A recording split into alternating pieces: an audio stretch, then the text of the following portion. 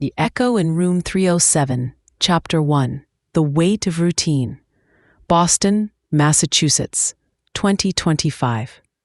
The sterile scent of antiseptic and the low hum of medical machinery were as familiar to Eleanor Vance as the scent of her morning coffee.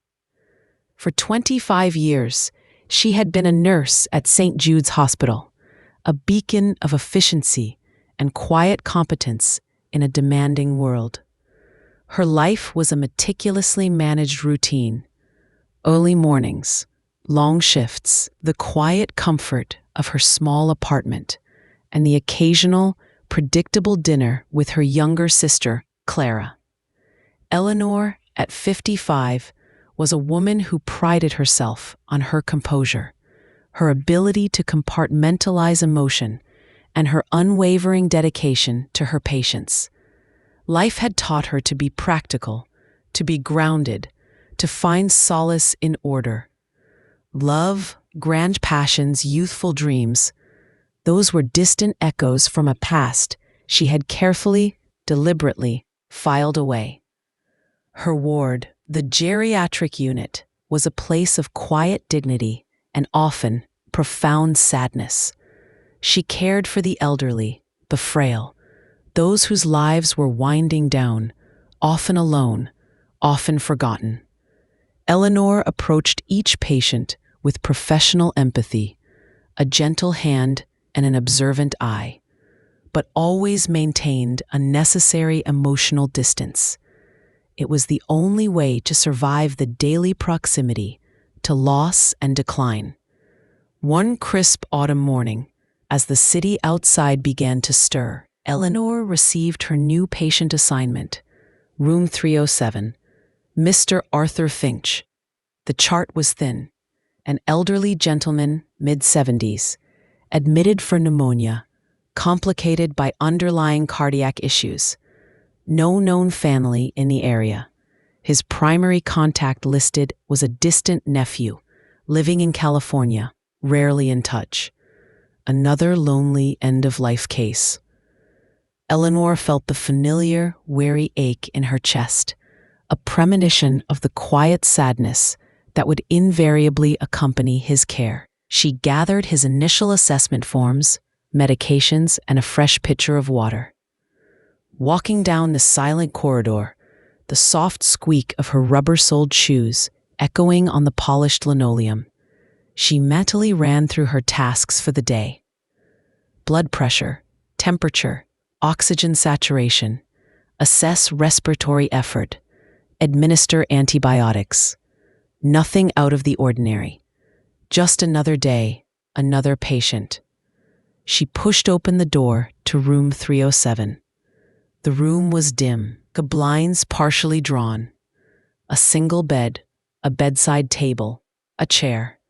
The standard hospital setup. Mr. Finch lay propped up against the pillows, his breathing shallow and labored. He was thin, his face a roadmap of wrinkles, his hair a wispy cloud of white. An oxygen cannula rested under his nose, its transparent tubes a stark contrast against his pale skin. His eyes were closed. Eleanor approached the bed, her movements practiced and gentle. She reached for his wrist, her fingers automatically seeking his pulse. As her fingertips brushed his skin, a strange, almost electric current shot through her. It was fleeting, barely perceptible, yet it made her pause. An unfamiliar sensation, a tiny tremor in her usually steady hands. She dismissed it as fatigue. Too many night shifts. She checked his vitals, her gaze sweeping over his face, noting the lines of pain, the slightly parted lips. There was something vaguely familiar about the curve of his brow, the set of his jaw, even in his diminished state. She squinted, trying to place it. Had she seen him before? Perhaps in the hospital lobby, visiting someone? Unlikely. She rarely ventured beyond her ward. She completed her initial assessment, making notes on her tablet. As she administered his antibiotics through the IV, he stirred slightly. His eyelids fluttered open, revealing eyes that were a faded blue. Clouded by age and illness, but still remarkably intense, he looked at her, his gaze unfocused at first. Then slowly, painstakingly, it seemed to clear. A flicker of something passed through them. Confusion? Recognition? He tried to speak, his voice a raspy whisper. "Eleanor?" Eleanor froze, her hand, holding the IV syringe, stilled. Her breath hitched. The name, her name, spoken by a stranger, an old man she had just met. It was impossible. She felt a profound chill, a bizarre sense of dislocation. "Mr. Finch," she corrected gently, her professional demeanor instantly reasserting itself, covering the sudden tremor in her voice. "My name is Eleanor Vance. I'm your nurse. How are you feeling?" He blinked, his eyes still fixed on hers, a faint, almost imperceptible shake of his head. He closed his eyes, a profound weariness settling over his features. He didn't try to speak again. Eleanor finished her tasks, her mind racing. Eleanor? How could he have known her name? Was he disoriented? Confused? It was a common symptom in elderly patients with pneumonia. Delirium. Yes, that must be it. A simple case of mistaken identity. Her logical, ordered mind sought a rational explanation. Pushed aside the unsettling flicker of recognition she had felt, the strange electricity that had passed between them. But as she left room 307, the name lingered in the sterile air, a faint, unsettling echo that refused to be silenced. Eleanor? A question, a plea, a whisper from a distant past she had so carefully, so meticulously buried. Chapter 2: A Ghost in the Room. The incident in room 307 bothered Eleanor more than she cared to admit. It chipped away at her carefully constructed composure, leaving a tiny, nagging fissure in her professional facade. Each time she entered Mr. Finch's room, she felt a peculiar tension, a sense of an unquantifiable presence. It was as if a ghost had taken up residence between them, a whisper of a shared memory she couldn't quite grasp. Mr. Finch remained largely unresponsive for the next few days, drifting in and out of consciousness, his breathing shallow, his fever persistent. Eleanor diligently performed her nursing duties, her actions precise, her bedside manner impeccable. But inwardly, her mind was a whirlwind of questions she couldn't voice. Who was this man? Why did his eyes, even clouded by illness, seem to hold a phantom echo of familiarity? Why had he called her name? She spent extra moments in his room, checking his vitals, adjusting his pillows, smoothing his sheets. She found herself subtly studying his face, searching for clues. The curve of his nose, the faint scar above his left eyebrow, the shape of his hands, though gnarled with age and thin from illness. Every detail was a puzzle piece, but the picture remained stubbornly out of focus.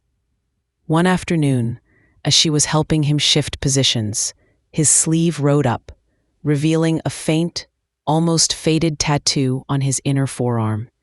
A small, stylized tree with deep roots, almost like an oak, intricately inked. Eleanor froze, her breath caught, the scar, the hands. And now the tattoo, a memory, sharp and sudden, burst through the carefully erected barriers of her mind. A summer, a hidden swimming hole, sunlight dappling through leaves, laughter, and a young man, barely 18, boasting about his brand new, slightly rebellious tattoo. A young man with kind, earnest eyes and a shock of dark, unruly hair. Arthur Finch. her first love, her Arthur. The realization hit her like a physical blow, stealing the air from her lungs. Sterile hospital rooms spun around her. The methodical hum of the machines seemed to roar in her ears. Arthur, the boy she had loved with the fierce, unwavering intensity of first passion. The boy she had believed was her destiny. The boy whose sudden, unexplained disappearance from her life had shattered her young heart and taught her the painful lesson of emotional caution. It couldn't be. Not this Arthur. Not the frail, ailing old man in room 307. It was impossible. A cruel twist of fate. A coincidence. But the details, the blue eyes, the scar, the tree tattoo, it was too precise, too undeniable. Her professional composure shattered, leaving her raw and exposed. She felt a wave of nausea, a dizzying mix of shock, disbelief, and a profound aching sorrow. The boy she had loved, the vibrant, laughing, optimistic Arthur, was now this fragile shell of a man, clinging to life by a thread, his story almost complete without her ever knowing. She stumbled out of the room, her heart hammering, her hands shaking uncontrollably. She found herself in the staff break room, leaning against the cold counter, trying to regain her breath, to control the storm raging within her. Liam, a kindly older male nurse she had worked with for years, found her there. "Eleanor, are you all right? You look like you've seen a ghost." Eleanor could only shake her head, unable to articulate the seismic shift that had just occurred in her carefully constructed world. She had seen a ghost. Not just any ghost, the ghost of her past, the ghost of a love she thought she had buried deep, only to find it breathing, fragile, and almost gone. In room 307, the weight of routine, which had once been her armor, now felt like an unbearable burden. She was no longer just a nurse. She was a woman facing the living echo of her first, most formative heartbreak. And she had no idea what to do. Chapter 3. Echoes of Summers Past. The next few days were a blur of professional duty and private agony. Eleanor moved through her shifts like a zombie, her mind consumed by the unbelievable truth of Arthur's presence. Every interaction with him, every gentle touch, every medication administered, was now imbued with the overwhelming weight of their shared, unspoken past. She remembered their summer. It was 1988. Eleanor was 18, a college freshman, home for the break, working part-time at the local library.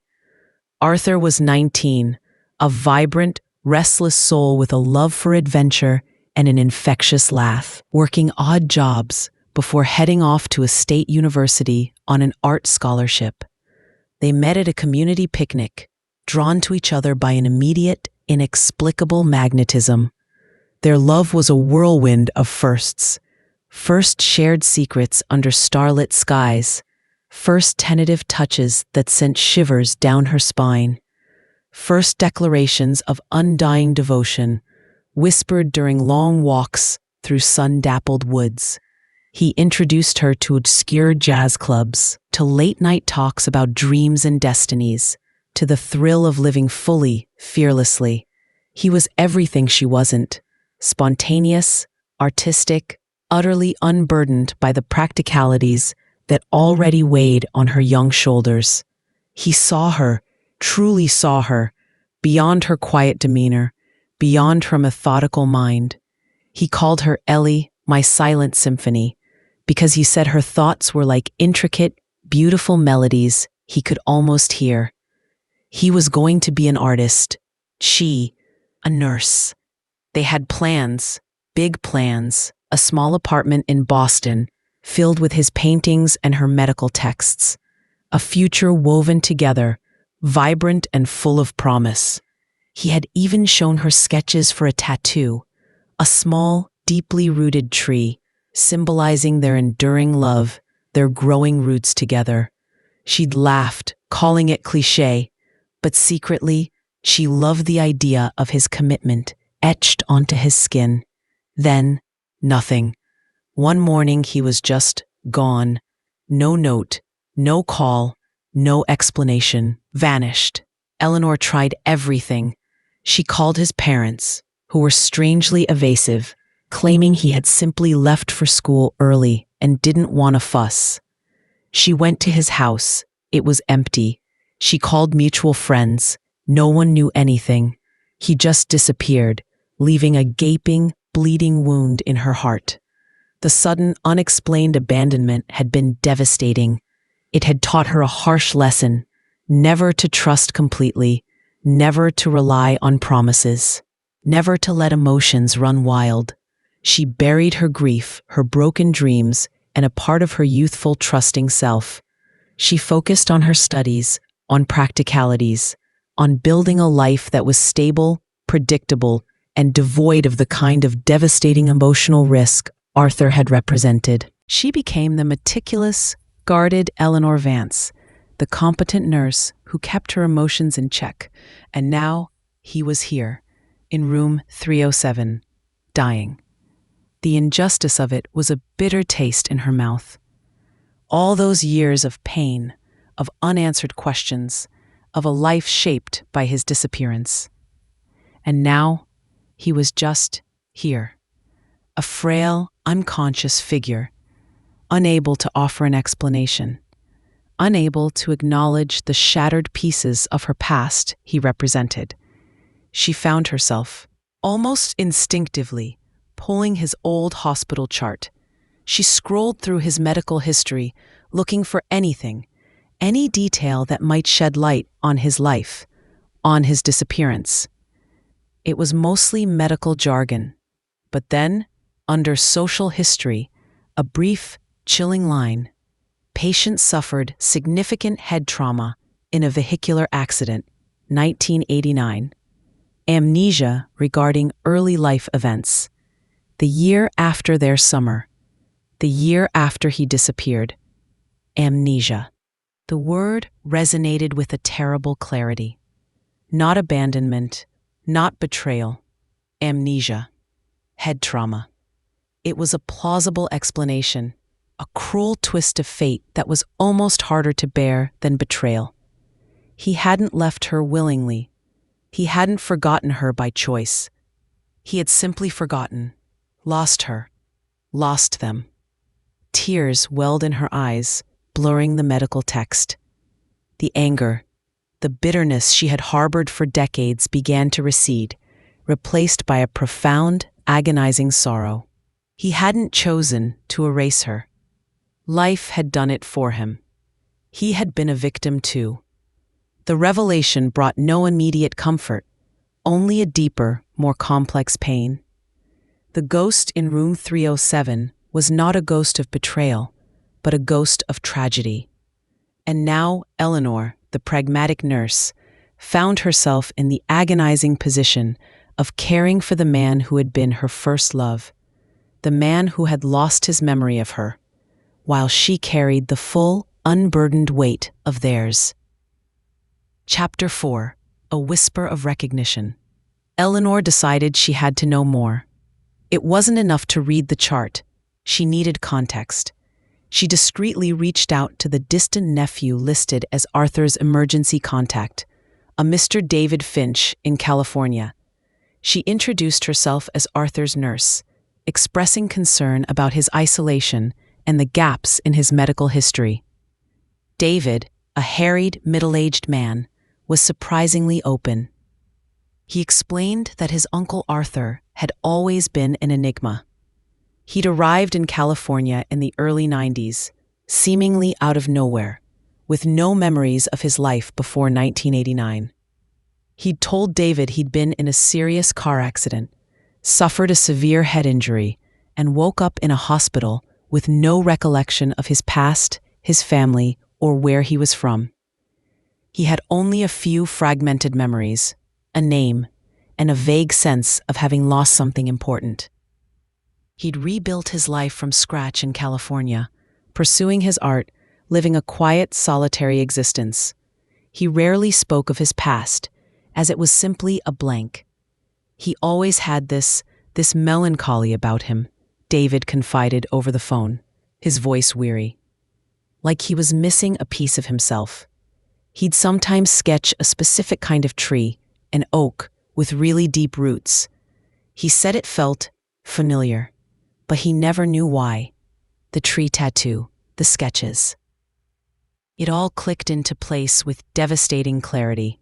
Arthur had been searching for something he couldn't name, for memories that had been cruelly stolen from him. He had carried the ghost of their past, even if he didn't know it was hers. Eleanor hung up the phone, tears silently tracing paths down her cheeks. The weight of the truth was almost unbearable. He hadn't forgotten her because he chose to. He had been robbed, and she, in her youthful pain, had allowed herself to believe the worst, shutting herself off from the possibility of deeper, more tragic explanations. She began spending even more time in room 307, not just as a nurse, but as a silent keeper of their shared past. She spoke to him, softly, gently, even when he was unconscious. She told him stories of their summer, of the library, of the jazz clubs, of the picnics, of their dreams. She spoke of the young, hopeful girl she had been, and the vibrant, laughing boy he had been. She didn't know if he could hear her, if any part of those lost memories could penetrate the fog of his illness, but she had to try. It was her penance, her offering, her desperate hope of finally closing the circle. "Do you remember the old oak tree by the swimming hole, Arthur?" She'd whisper, tracing the faint outline of the tattoo on his arm. "Where we carved our initials, E and plus. Do you remember how we swore we'd always come back to it?" She played soft jazz on a portable player, the kind he used to love, hoping the familiar melodies might stir something within him. She brought in a small, pressed flower, a wild rose, from her garden, knowing he had always appreciated the simple beauty of nature. She filled the sterile room with the faint echoes of their past, hoping against hope that some fragment of it might reach him. Slowly, almost imperceptibly, Arthur began to improve. The fever receded. His breathing became less labored. He was still weak, still disoriented, but his moments of lucidity became more frequent, more coherent. His faded blue eyes would open, sometimes focusing on Eleanor with an intensity that made her heart ache. One afternoon, as she was adjusting his oxygen, he spoke. His voice was still weak, but clearer than before. "The oak tree," he rasped, his eyes fixed on hers. "It had deep roots. And a name carved into it." Eleanor froze, her heart leaping. "E plus," she whispered, barely daring to breathe. He nodded, a faint, almost imperceptible tremor of a smile touching his lips. "Ellie, my silent symphony." Tears streamed down Eleanor's face, hot and cleansing. He remembered, not everything, perhaps, not the details of their entire summer, but he remembered her. He remembered their private name for her, the name he had given her. The love, though buried for decades, had found a way to echo through the silence of memory loss, to resonate in the depths of his subconscious. The recognition wasn't complete, not a full recovery, but it was enough. More than enough. It was a miracle, a profound, aching, beautiful miracle. Chapter 5. The Unfinished Melody.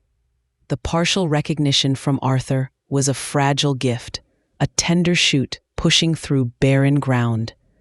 He remembered her name, Ellie, and their private nickname, My Silent Symphony. He recalled the oak tree, but the details of their shared past, the depth of their love, the agonizing circumstances of his disappearance, these remained shrouded in the fog of amnesia. He knew of her, but not them. It was like listening to a beautiful song, but only hearing the chorus, not the intricate verses that told the full story. Eleanor, however, found a strange, painful peace in this. The bitterness, the anger, the feeling of betrayal had completely dissolved. All that remained was a profound, aching tenderness for the broken young man he had been, for the life he had lost, and for the quiet, dignified old man he had become. She wasn't just his nurse anymore. She was his keeper of memories, a silent witness to a tragedy that had stolen his past and shaped her future. She continued to spend every available moment with him, even when off duty, often just sitting by his bedside, holding his hand, sharing quiet moments. She didn't press him for more memories. She simply was there, a steady, comforting presence. She spoke to him not of their past as a direct accusation, but as shared stories, weaving them gently into the fabric of their present. She talked about her life as a nurse, about the city, about the small joys she found. She wanted him to know her, the Eleanor of today, not just the ghost of the girl he had once loved. Arthur, though still frail, gained strength each day. His mind, though fragmented, was clearer. He was lucid for longer periods, engaging in quiet conversations. He had a gentle, reflective nature, a quiet wisdom that surprised Eleanor. He spoke of his art, of the landscapes he had painted in California, of the solace he found in colors and forms. He spoke of his feeling of always being incomplete, of a persistent sense of yearning for something just out of reach. "I always felt like there was a piece of me missing," he mused one afternoon, his eyes fixed on the hospital window, watching the slow dance of falling leaves. "Like I'd forgotten the most important song. I tried to paint it, to sculpt it, but it always stayed just beyond my grasp." Eleanor's heart ached. The most important song, her silent symphony. He had felt the echo of their love, even when he couldn't remember the melody. His nephew, David, flew in from California. He was relieved to see Arthur's improvement, but also somewhat overwhelmed by the sudden intensity of Eleanor's presence. Eleanor, with great care, explained her connection to Arthur, the truth of their shared past, the devastating impact of his amnesia. David listened, his face etched with surprise and a growing understanding. He had always known his uncle was a man of quiet sorrows, but he had never understood why. "He used to draw that tree all the time," David said softly, looking at Arthur's arm. "He'd never tell me what it meant, just said it felt like home." The hospital stay lengthened as Arthur continued his slow recovery. He was making progress, but his body, weakened by age and illness, needed time. Eleanor was his rock, his anchor. She was there for every step of his rehabilitation, guiding him, encouraging him, her presence a silent testament to an enduring connection. One afternoon, as she helped him with his physical therapy, stretching his arm, Arthur looked at her, a profound question in his faded blue eyes. "Eleanor," he began, his voice hesitant, You said we knew each other before. What was it?" Eleanor took a deep breath. This was it, the moment she had both dreaded and longed for. She couldn't lie. She couldn't pretend their past didn't exist. Not anymore. But she also couldn't burden him with the full weight of the pain and the loss. She knelt beside his bed, holding his hand. "Arthur," she said gently, her voice soft but clear. We were very close, a long time ago, when we were young. We shared a very special summer. And then you had your accident, and you lost your memory of it. She watched his face, searching for a flicker of full recognition, a flash of complete understanding. There was none, only a quiet sadness, a deeper echo of that longing for the missing song. "I'm sorry, Ellie," he whispered, his eyes filled with a profound sorrow that was not for him, but for her. "I'm so sorry for what I lost, for what you lost." It wasn't the full, joyful reunion she might have once dreamed of.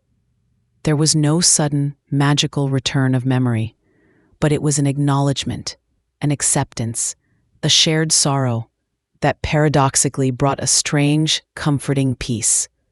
The unfinished melody of their love was now at least acknowledged, even if its intricate verses remained unplayed.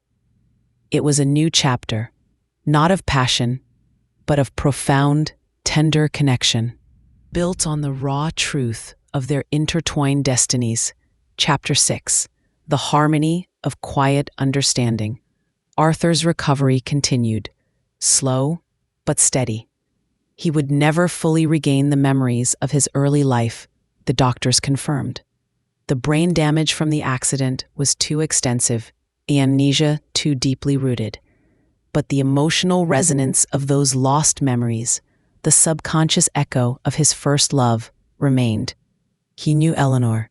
He felt a profound, inexplicable comfort in her presence. He remembered her name, his nickname for her, the oak tree. It was enough for them. As his discharge date approached, the question arose, what next? David, his nephew, offered to take him back to California, but Arthur, surprisingly, hesitated. "I feel grounded here," he told Eleanor one afternoon, his eyes sweeping over the Boston skyline visible from his hospital window. "Like I finally found a piece of that missing song." He looked at her, his gaze gentle. "It's because of you, Ellie."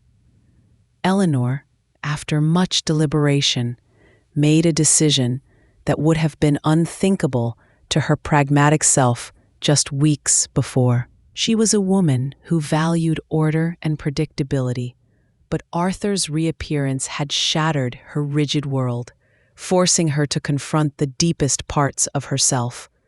She had always prided herself on her self-sufficiency, but now a profound desire to care for him, not just as a patient, but as the man who was once her everything, filled her heart.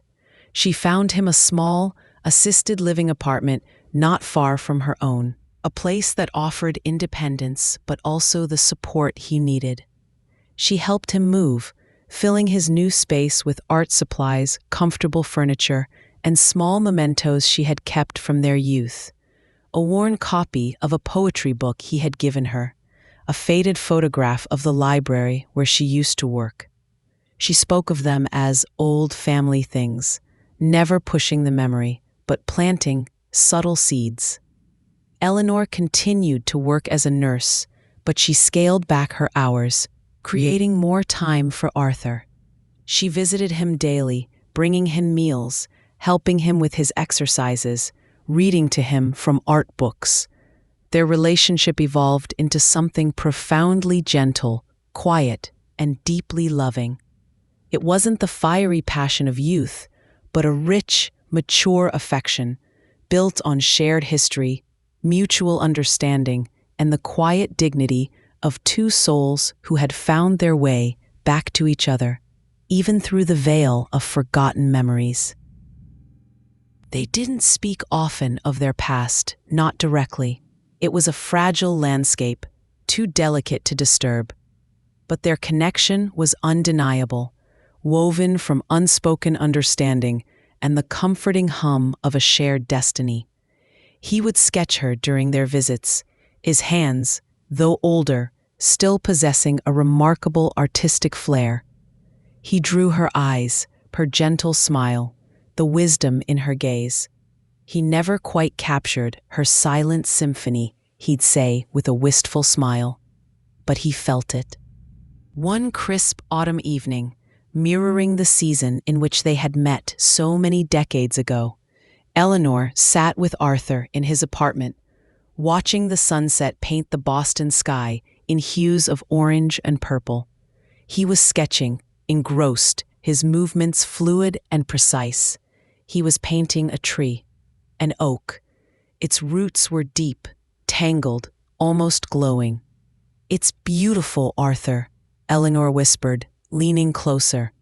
He looked up, his blue eyes clear, filled with a quiet contentment. "It's our tree," he said. "Ellie," he said, his voice soft, "the one with the roots that never forget." A tear slipped down Eleanor's cheek, a tear not of sorrow, but of profound, overwhelming gratitude. He remembered, not the factual details perhaps, but the essence, the deep, unyielding root of their connection, the love. Arthur lived for another 10 years, years filled with quiet companionship, rediscovered passions, and the profound comfort of Eleanor's unwavering presence. He never regained his full memory, but he never lost his connection to her. Their love story wasn't a grand narrative of youthful reunion, but a silent symphony played across decades of loss and rediscovery, culminating in a beautiful, harmonious understanding. When Arthur passed away peacefully in his sleep, Eleanor felt a familiar ache, but also a profound sense of closure. She had been given the rare gift of caring for her first love, of understanding the tragic truth of his disappearance, and of building a new, tender connection in the twilight of their lives. She had nursed his body, but more importantly, she had tended to his soul, gently guiding him back to the echoes of a love he had almost lost. Eleanor, now in her 60s, no longer compartmentalized her emotions.